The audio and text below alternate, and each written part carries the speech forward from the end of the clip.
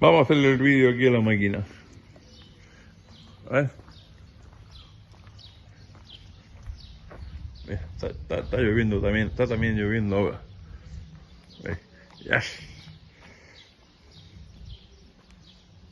A ver, las cubiertas nuevas, las llantas, a ver, carburador Mikuni, horquillas Beto, todos los detallitos, puño de gas rápido,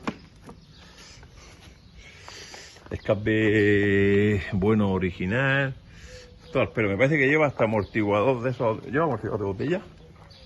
Sí. ¿Eh? Sí, Beto. Ah, lleva un Beto de botella separado. Vale, arranca.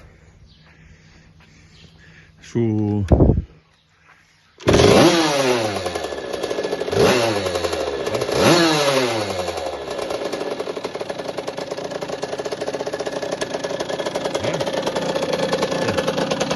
Mira cómo va la motoneta.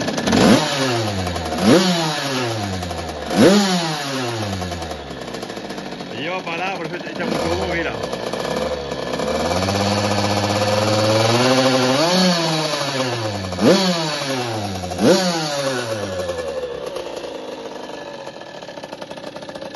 El móvil de mi hija, porque acabo de llegar y yo el mío no lleva memoria.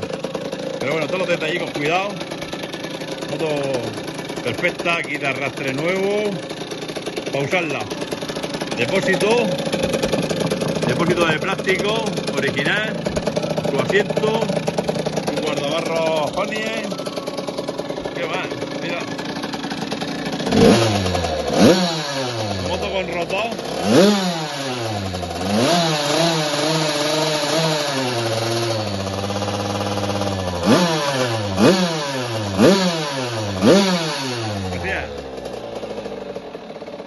Ahí está.